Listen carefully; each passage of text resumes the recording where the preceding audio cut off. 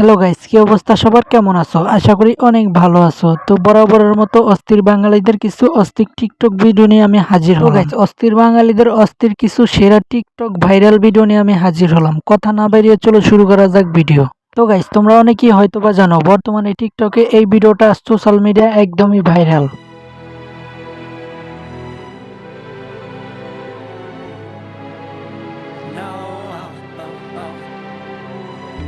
মাথা নষ্ট।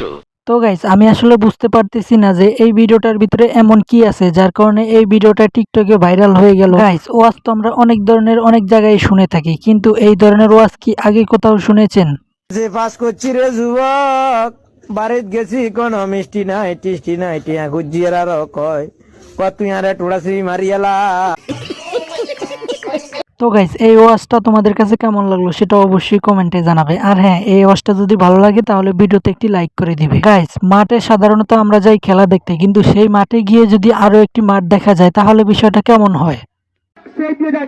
একটি মাঠে খেলা দেখতে এসে আর একটি মাঠের সাথে দেখা। ये सब क्या देखना पड़ रहा है। তো গাইস, যদিও মাঠটা অনেকটা ছোট তারপরেও কিন্তু মাঠটা অনেকটাই পরিষ্কার এবং কি মাঠটা খুবই গোল। গাইস, ছেলেদের মনের কষ্ট ও ব্যথা যে কাউকে বলবো, কিন্তু কিভাবে বলবো?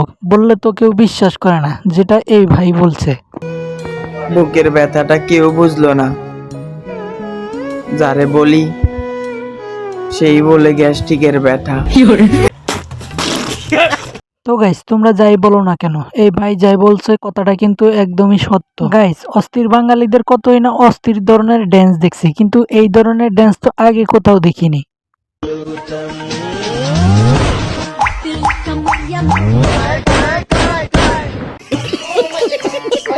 তো গাইস, এরা যেভাবে ড্যান্স শুরু করে দিল, তবে আমার মনে হয় এরা কিছুক্ষণের ভিতরে এদের পেট বড় হয়ে যাবে, আর পেট বড় হয়ে গেলে তো অনেকটাই সমস্যা। এই জন্য আজকের এই ভিডিও এই পর্যন্ত। এই ভিডিও কেমন লাগলো অবশ্যই কমেন্টে জানাবে। এরকম ভিডিও দেখতে চাইলে চ্যানেলটি সাবস্ক্রাইব করে ভিডিওটা উড়াধুরা শেয়ার করে দিবে। ধন্যবাদ। বুকের ব্যথাটা কেউ বুঝলো না।